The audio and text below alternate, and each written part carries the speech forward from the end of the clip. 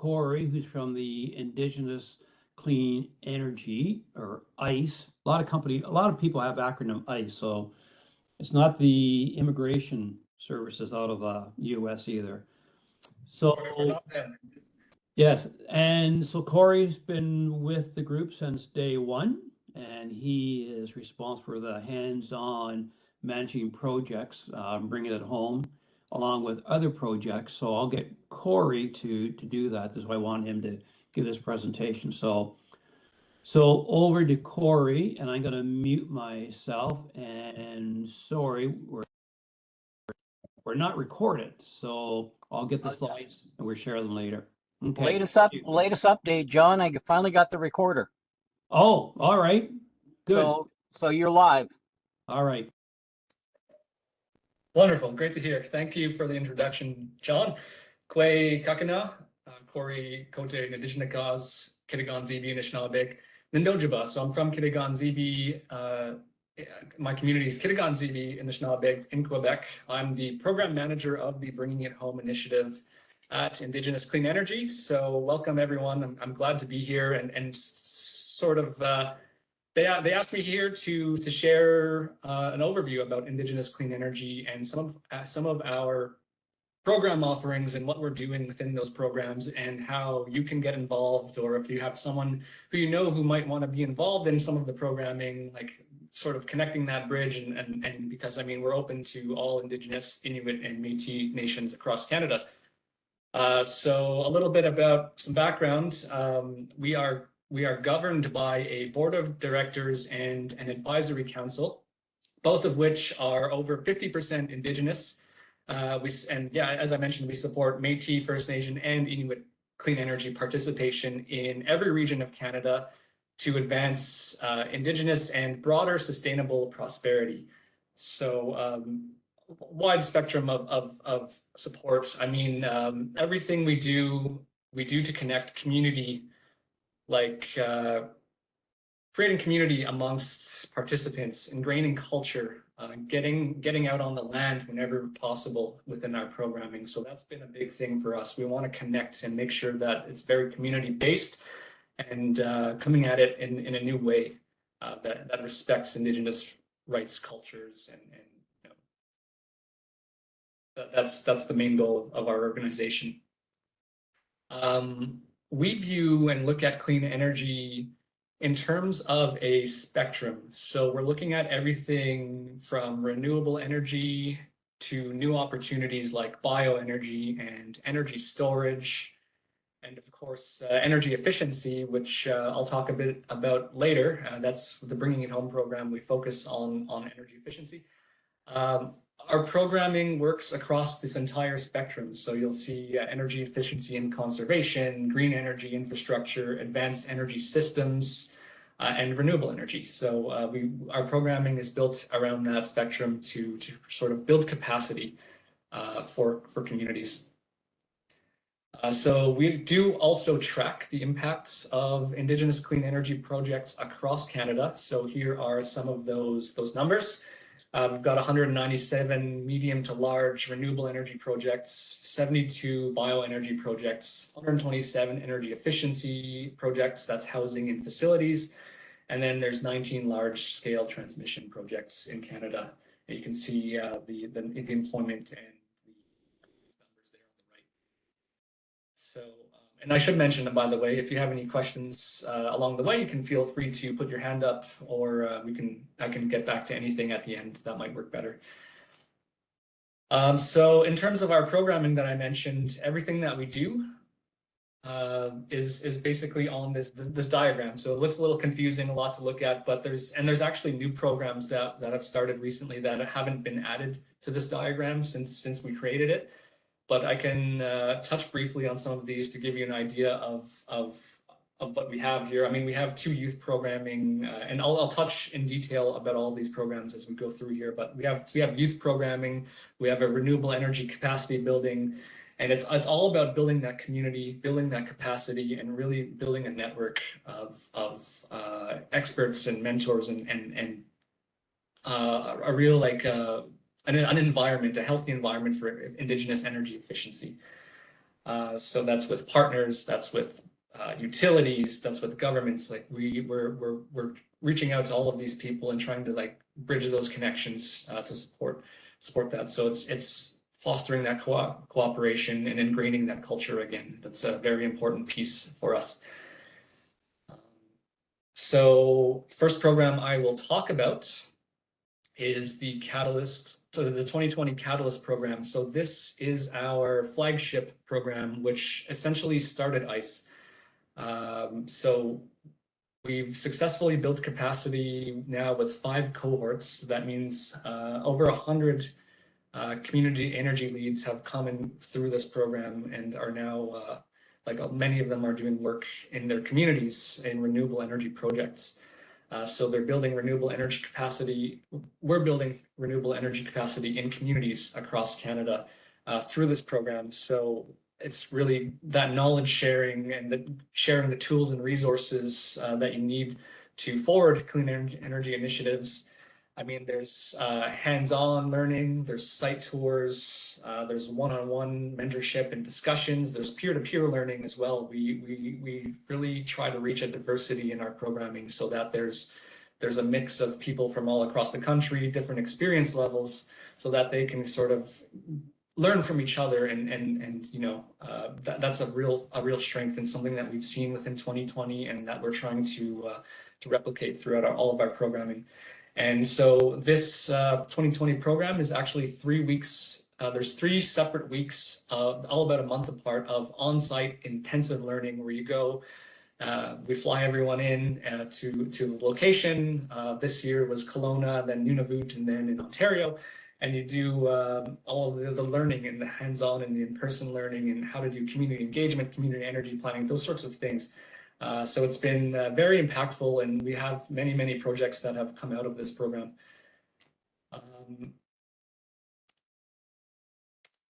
So some examples here. The top left here is a biomass district heating project that connected several homes and community buildings to reduce costs. That is in Teslin, Yukon, I believe. The top right there is at a culture camp run by former Chief Champagne Ajac. The bottom left is some of the catalysts, the 2020 catalysts visiting Atlan, BC, where Taku River Tlingit built a hydro project that completely eliminated their community's reliance on diesel for electricity. And then on the bottom right, we also give exposure to energy efficiency, including having participants in 2020 participate in like mock audits, mock home energy audits. So you see the blower door test there happening on the bottom right. So yeah, really it's all about the reason why we have these pictures is just to emphasize like it's on building relationships and having some laughs along the way. So, and here is the, I mentioned we trained over 100 people now from coast to coast to coast. So you can see on this map, this is where everyone who's come through that program, where they're from. So if you know a community or someone looking to get involved and become a real energy leader for their community, you can apply online at our website, indigenouscleanenergy.com. The 2020 Catalyst program page is there. And we've had an annual cohort. We've had a cohort every year. COVID put a wrench into that a little bit, but we've just passed by our 5th cohort, and the intake should be opening up again for the next one in the spring. Or actually, yeah, intake might be opening up sooner. But if you want to find out more information, go to our website. It's all there. And everything is we try to get everything covered by ICE. So now the next thing that I'm going to talk about, and actually let me stop there. Are there any questions about 2020? We're all good so far? Okay, perfect. So the next platform I'm going to talk about is the ICE network. So this is an open platform that's free for anyone in the energy community to join. It's a place for people to connect, post resources, share news stories, project updates. Ian likes to call it the Facebook for people working in Indigenous clean energy, but except we won't steal your data. That's the difference there. I mean, there's a range of members. I mean, we have private sector nonprofits, we have Indigenous communities, project leads, governments, like people using this. I think we're at about 1,400 members now. And yeah, it's just to share updates and knowledge. And we do have monthly webinars on that website as well, much like this. If you're interested in learning more about that, you can look at our events page on the ICE network. So to get to the ICE network, the website is icenet.work. And it's, like I said, it's free for anyone to sign up. So if you do have interest and you're interested in finding out more about what's going on, feel free to join. You can connect, make posts, anything like that. The next program is the first of our 2 youth programs, Generation Power. So this program is, we connect Indigenous youth to internship opportunities within the clean energy sector. So we provide an 80% wage subsidy for youth, culture and equity training for employers. We also offer training and capacity building for the youth. This past a few months ago, they ran a land camp with the entire cohort. That's a picture of it there. So it's an excellent program, and so it's sort of bridging that connection again for Indigenous youth to get connected with clean energy. This is open to organizations or anyone working in the clean energy sector, including communities. So if a community is working on a clean energy project and wants to hire a youth intern, they can connect with Generation Power, apply as an employer, and get connected with a youth. Or if you're a youth who wants to get involved, you go to Generation Power, this website here, generationpower.ca. You can apply. You go through an interview process, and they can connect you with an organization where you can, build your skills, hone your skills, and get that real life experience within the clean energy sector. So it's a great opportunity. And so if you know anyone, organizations, communities, or youth, please feel free to go there. And all of the information you'll need is on that website for contacting and applications. The second youth program that we have at Indigenous Clean Energy is Imagination. So this program provides project funding for youth-led energy projects.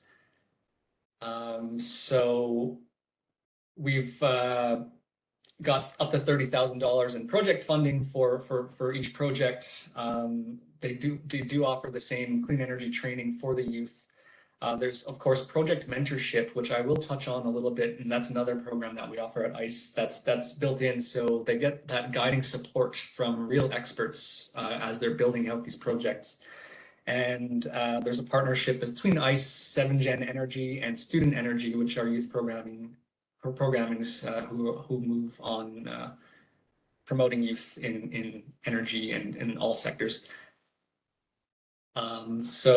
Before I move on, actually some examples of projects that have come out of this. The nice thing about this program is that the projects can be very open-ended. It might be that a team of youth want to build a tiny house, or they would like to retrofit a home. They can do that through this project.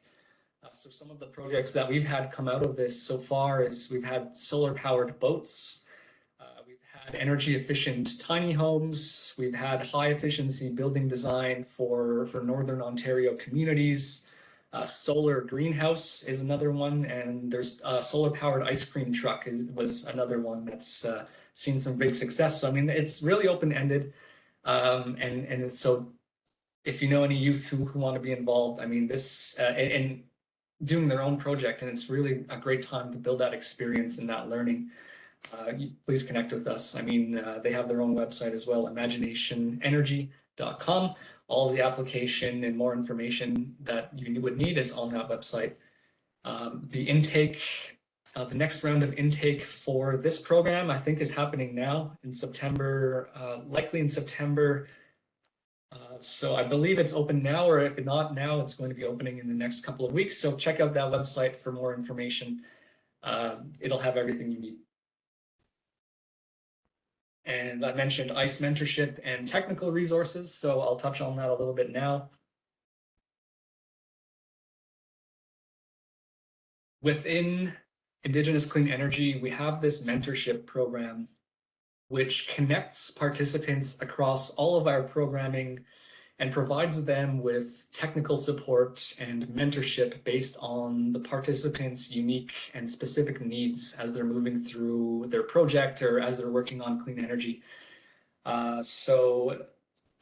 It's offered through across all of our programs, but it's also offered to communities, Indigenous communities who haven't gone through any of our programs. So it's really open to anyone.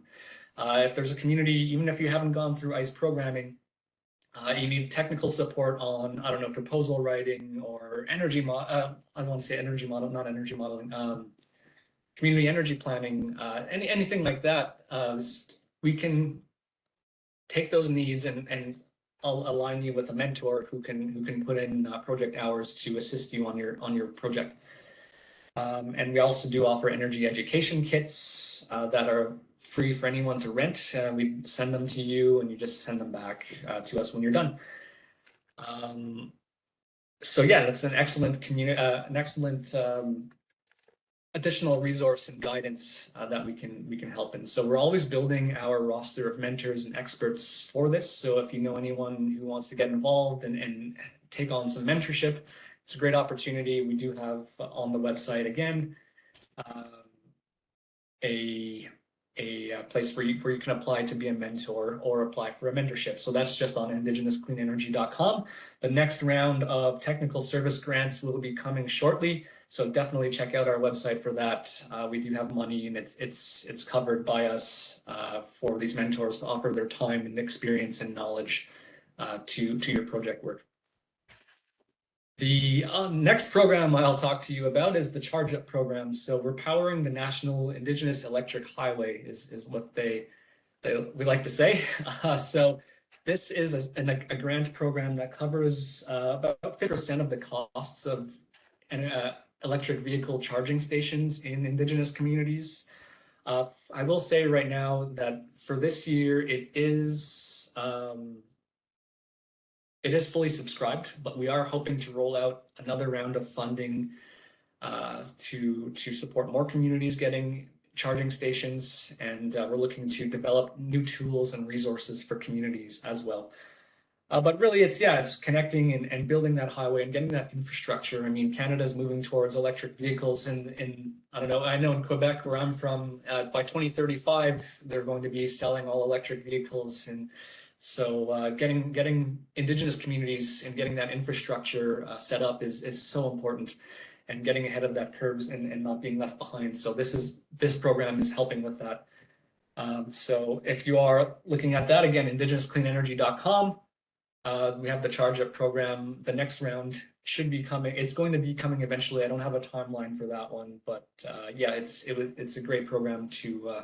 So I just say stay tuned for more information. Check out our website. Going through a lot here. So Global Hub. The Global Hub is another program. This one specifically promotes Indigenous cooperation on clean energy around the globe. So it's an international program. So we do knowledge sharing on remote microgrid projects. There's really supporting achievements, sustainable development goals of Indigenous communities in other countries. As well. So we've connected, we've gone to Conference of the Parties and done some networking and meeting with international leaders on that platform. And it's really about just driving international collaboration and knowledge sharing and connecting with each other around the globe, because there are Indigenous communities everywhere, not just in Canada. So we're trying to stay in tune and make those connections, so we can kind of, promote this sort of work elsewhere. So there is a podcast that the Global Hub, Freddie Hupe Campbell, one of my colleagues, she runs a podcast called Decolonizing Power, where we actually hear stories around relationships with power, clean energy, with people, Indigenous peoples from other countries, and sort of what their relationship is to the land and how they're approaching energy, and what are their best practices, what challenges are they facing. So it's very interesting. It's called Decolonizing Power. You can listen to it on your radio. It's on Spotify as well, and there might be a couple other places to check it out online. But I definitely would recommend you listening to that. There's 2 seasons out right now. I've listened to every episode. It's great. The most recent one I listened to was an indigenous person in Brazil talking about some of how they're relating to energy and how they're approaching things, and it's been very eye-opening. Other than the Global Hub, beyond that, we have our gathering, which is our annual event where we share knowledge.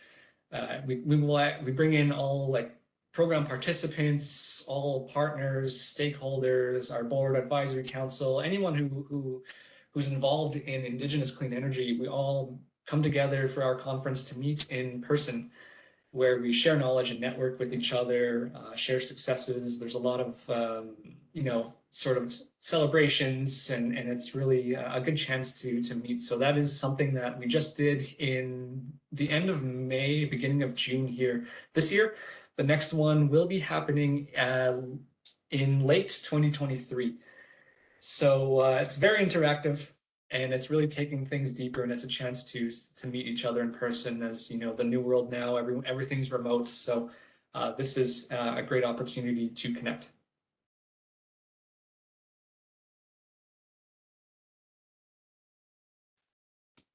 Any questions up until now? I can't see the chat or if there's any hands up, but if not, I'll keep going.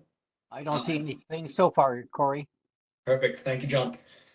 So now to the gathering late 2023. Check out our website. We always post updates there or on the ICE network. We post updates about end events, about all of our programming on the ICE network as well. So feel free to sign up for that. And now for the last program that I'll talk about is the Bringing It Home initiative, which is my program. So saving the best for last here. I'm just kidding. No, don't tell my colleagues I said that. But so within Bringing It Home, or let me take a step back. Bringing It Home, we are an initiative, an Indigenous-led initiative that works to enable healthy and energy-efficient homes in First Nation, Métis, and Inuit communities across Canada. So we're focused on making homes more healthy, more efficient, more comfortable, and more durable and affordable, really. We approach this with a lens of energy efficiency. We realize that energy efficiency is not always the main goal for housing in communities, or never the top priority, really, but it's a good way to leverage sustainable funding, and the effects of energy efficiency will also create positive effects on health and comfort. So it's a means, really, to achieve those goals. And so we want to see long-term uptake and ingraining energy efficiency at the community level. So part of our work to do that, we've been building an online resource library, which you can find on the ICE network, which hosts tools, resources, guides to support energy efficiency project work and community education, those sorts of things. I've done case studies. We have a funding database of available energy efficient related funding. There's tools. Cookham's House is a video series where we actually go into the home of a community elder. We do a few energy efficient fixes on their home, and we kind of go through and learn what housing was like when they grew up. And then, it's a great series that we have about 3 episodes out now. I'm hoping to put out a 4th here in the coming months, so keep an eye out for that. We actually are doing energy advisor training through Bringing It Home as well. I think we're doing 15 energy advisors, Indigenous energy advisors, this upcoming year. That will be done on a regional basis so that we're getting the most reach around the country. And the newest thing that we're working on in bringing it home is the Project Accelerator program, which is sort of blending capacity building and project development to help communities get new projects off the ground. I'll touch on that a little bit later. And here's just a nice diagram to look at, the enabling environment. So everything we do within bringing it home sort of revolves around this enabling environment.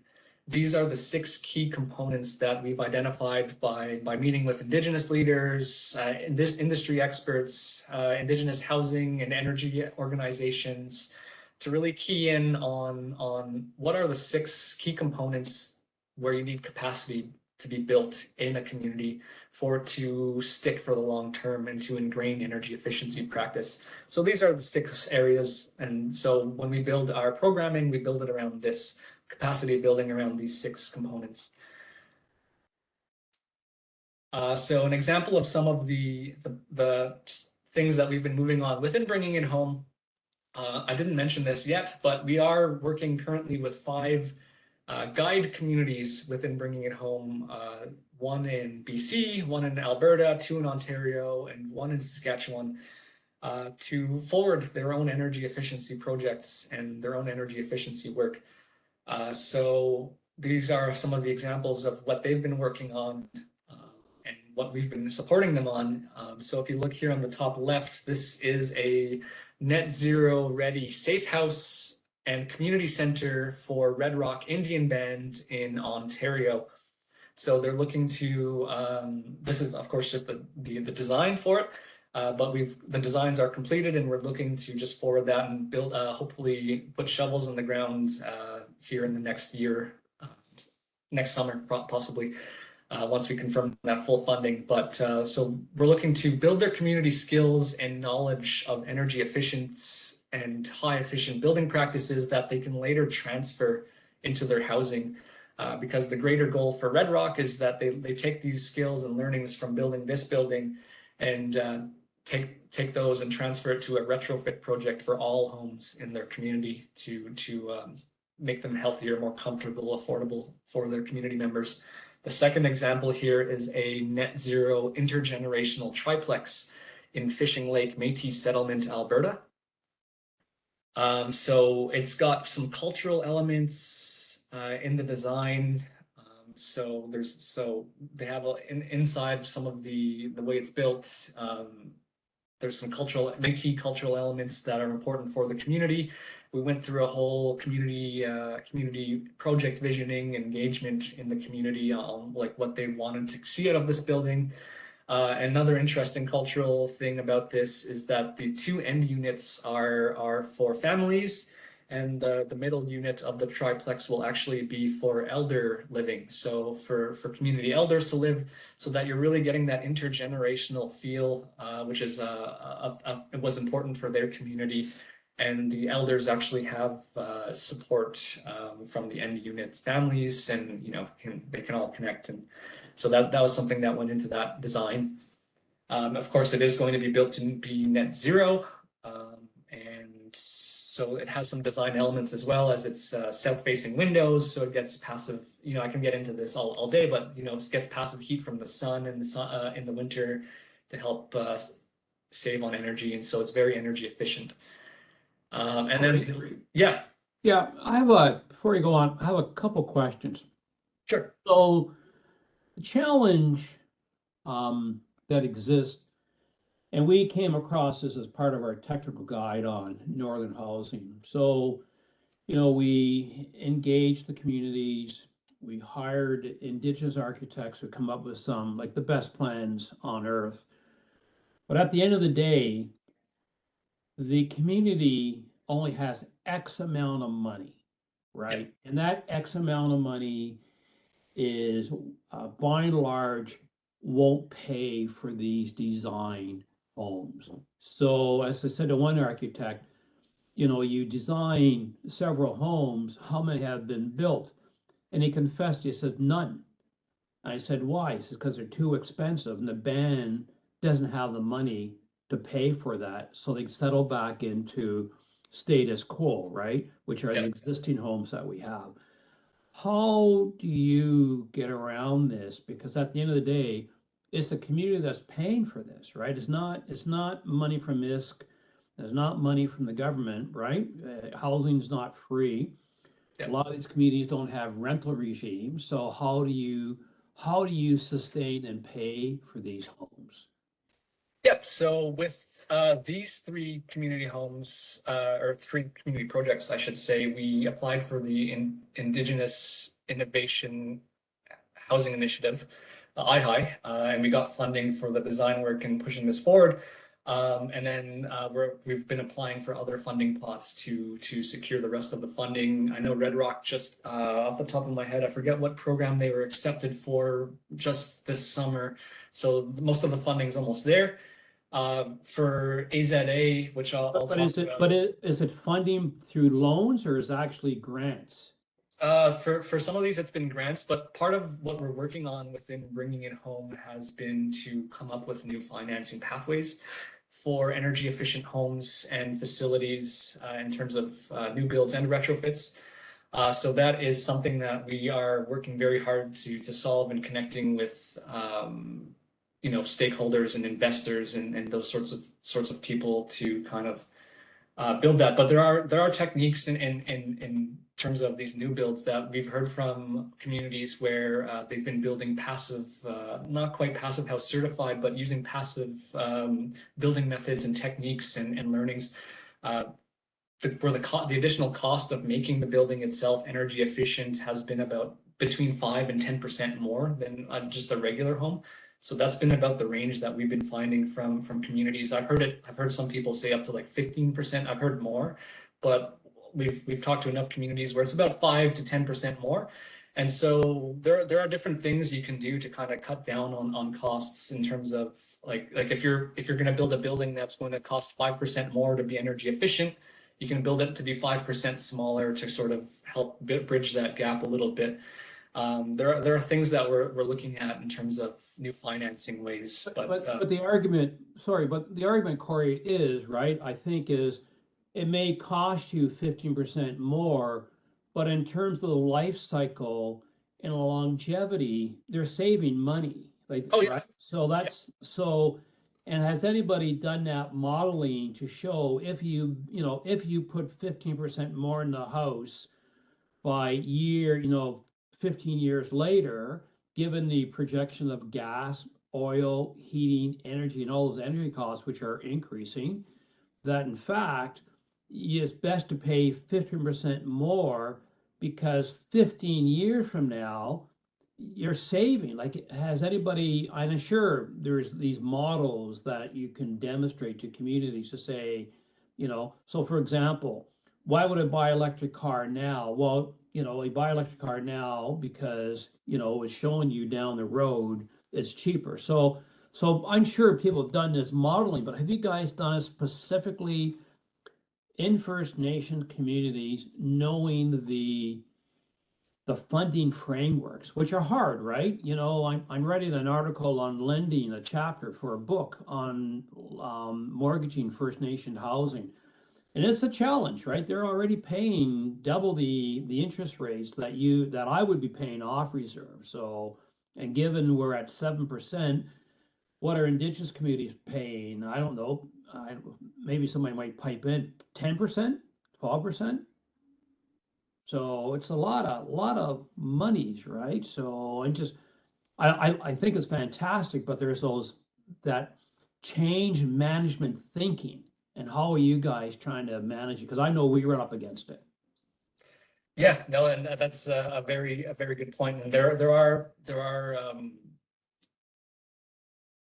are people who have done this sort of work, and you're right, like the payback comes in the energy savings, the lower maintenance fees and costs of these buildings, and quite frankly, the buildings last a lot longer. I mean, housing and buildings on reserve. I mean, I think the average lifespan of a home on reserve is like, I've seen numbers as low as like 10, 15 years, whereas off reserve it's in the 30 to 40 year range. So I mean, it's Actually, just our studies go 6 to 7. 60, yeah. So yeah, I mean, that's insane. So I mean, it's really comes into like treating these buildings as an asset and making sure that you need to protect that. But I mean, yeah, to answer your question, yes, there are people who have done those modelings on what like the sort of energy savings comes back as to sort of offset the upfront building costs. And we're always looking to for those examples to sort of to work off of. And for us, for our in-house sort of modeling, we are hoping to actually use these projects for our own research when we do that. So like the homes here at the bottom from Animegu, Zagaigan, and Anishinabek, they're actually building these. They have the money, like they're going to build these six brand new homes. Like they got new reserve land. So they have no homes currently, but they got new reserve land, and they're going to be building these net zero ready homes here. I believe next year they're going to be starting to build them. And then so these 6 are going to set the model for the 100+ homes to come in the future. And so for bringing it home, we really want to measure like the energy savings, and then build out a model and case for Indigenous communities based on what these communities are managing to do. And so that's really when I call them guide communities, that's really what it's been for us, is working with them to get through these projects, and then we're going to be sharing their findings and anything that they do within their project. Like we're sharing it. It's about collaboration, and we're gonna look at that as well, and what sort of energy savings that they're finding, and how it would compare to a normal home that lasts a fifth of the time, right? So I mean, a lot of communities, if you're saying 7 years, yeah, I mean, how can you ever get ahead of your housing stock in a community? Everything's deteriorating too quick. It actually might, in the long run, be a lot cheaper to build energy efficient upfront. That way you can actually break that cycle of homes deteriorating. You build up your housing stock. You're investing less in maintenance costs and energy spending. And it really, so those are things that we're looking at, and we're always trying to find existing examples, but with these, it's sort of paving that way for us as well.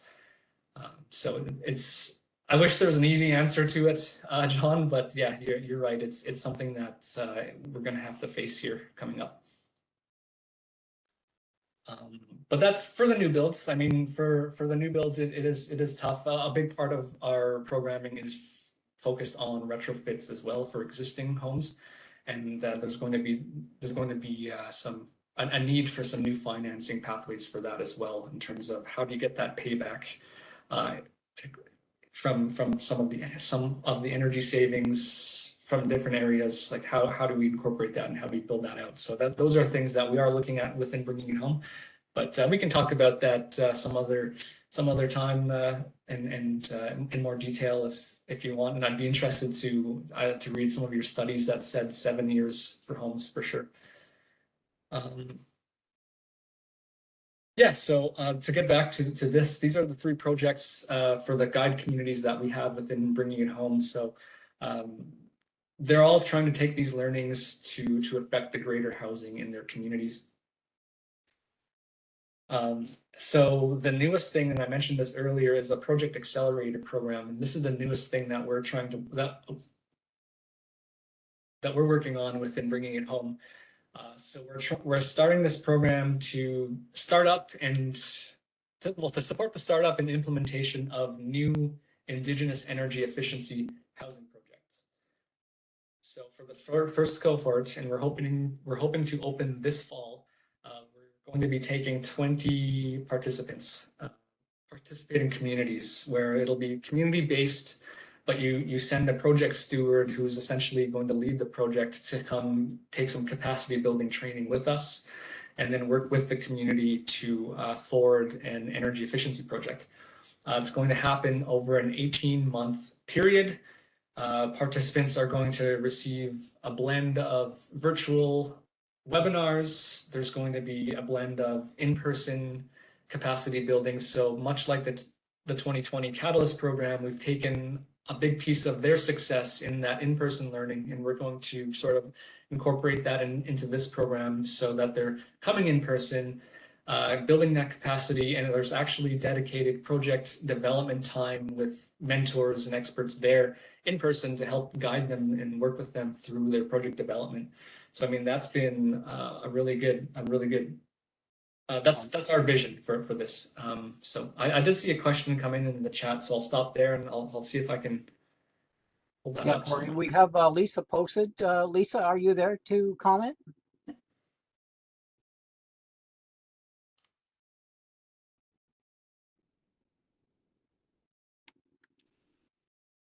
Yeah, I always have people who are interested in new construction and passive house and solar, but I can't tell them the prices. I know for regular construction, it's super high, but when they hear some of the prices just for new construction, they back off. So I'd like to know if there are prices that you can apply to the one on the right, just say, for example, if you have that. Yeah, I do.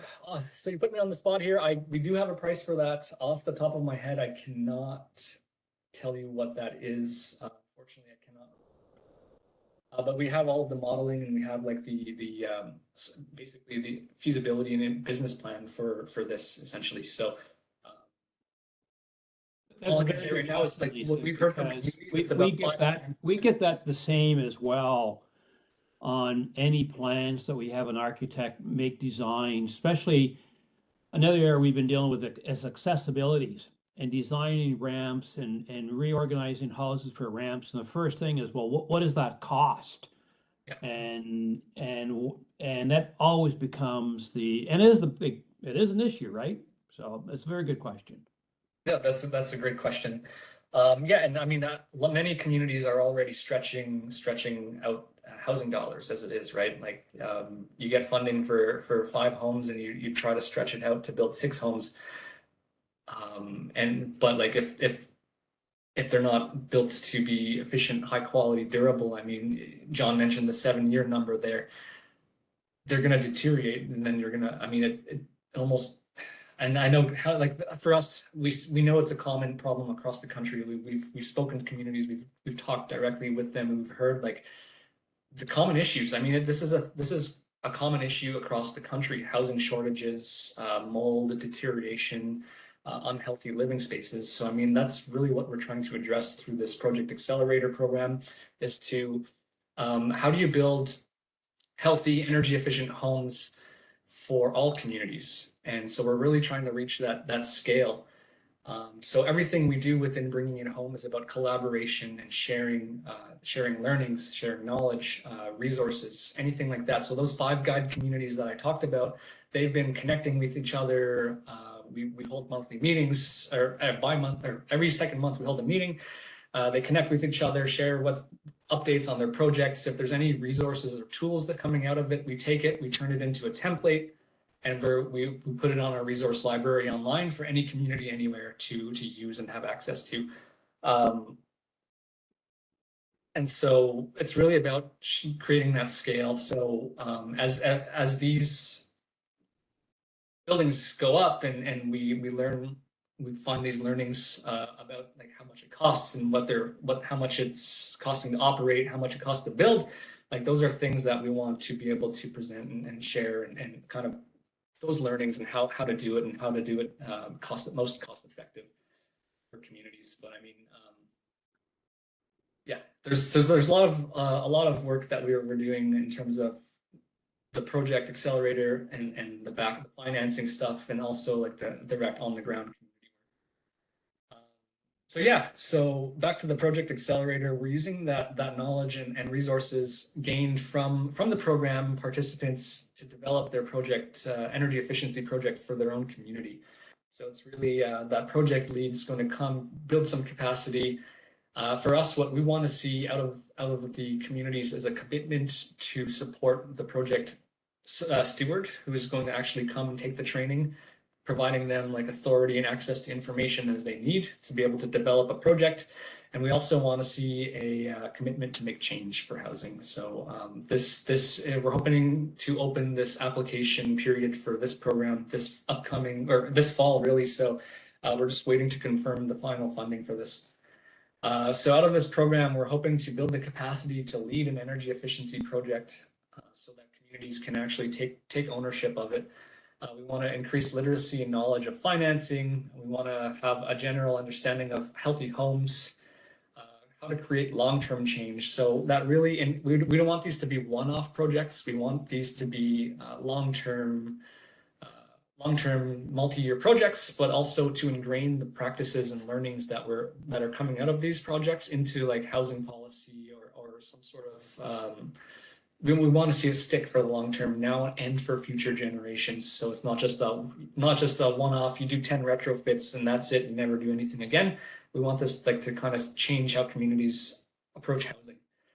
And establish meaningful partnerships as well with industry organizations, build community action plans. So that's a big thing for us, is like supporting these communities to go through and build this out. And the main goal, once all is said and done, is we want every community to come out of the Project Accelerator program with an energy efficiency project underway. So that's the main goal for us. So we're securing money to be able to offer project development grants so that communities can actually have support dollars to actually go into the community, collect the data that they need, and then actually a second grant for some of the implementation and other work that needs to happen towards the end of the project. But really, that's a good rundown of all of our programs here at Indigenous Clean Energy. If you'd like to follow along with us, I mean, we're on LinkedIn, we're on Facebook, we're on Instagram. Our social media is at Indig Clean Energy. There, you can follow us along. We always have. I honestly, I don't use Facebook or I barely use LinkedIn, but Instagram, I do follow Indigenous Clean Energy, and we're always posting updates on programs whenever applications open. Also, job opportunities if you'd like to work with us. I mean, it's always posted on there. So it's a good, we have a good communications team that likes to keep everyone informed about what we're offering. But yeah, that's really all I have in terms of the slide deck for today. So if anyone has any questions, if you want to dive in on any, oh yes, the sites again. So it is indigenouscleanenergy.com and icenet.work are the two slides. Go back to the start here. Yeah, and we'll be sharing this recording, and Corey will send the PowerPoint to us to share. So yeah. So we'll get this PowerPoint out to you, and all of the links will be in here. So yeah, you will have everything you need, hopefully. But that's it for me for my presentation. So go ahead, John. Thanks, Corey. It was excellent. I encourage everyone to really look at the stuff that Corey's and a group is doing. I think it's really exciting. They have fun, especially on the catalyst and capacity building, I think is really important. And I know many of us on the website, like we're overworked, especially all the housing managers, but there might be colleagues or other people in the communities that are, like the housing maintenance person or other people that, they need to, refocus their energies, and if they can participate. I highly suggest they should reach out to Corey's, because they're doing some fantastic stuff, and it's timely, right? Everybody's trying to move to improving energies. I don't have to tell anybody in a First Nations communities the cost of their electrical bills. Like, it's what I pay, a year. I know in the north, because you pay not only rural rates, you're paying diesel engine because it's generated rates, and you're up to $2,500 a month that's just for hydro. So I know it's extremely expensive. So this is an opportunity for communities to, rethink their housing. But it's just not catalyst, right? It's not Corey stuff. It's actually the bigger issues, right? It's how do you maintain your revenues? What's the importance of collecting rent? What's the importance of sustaining these homes? How do we get better life cycles? So it's holistic. It's just not Corey's stuff, and it's not our stuff, and it's not what anybody else talked about. It's holistic, and it's just a major piece of the puzzle that is extremely, extremely important for communities to take advantage of. And that's exactly exploit it to the best to your ability.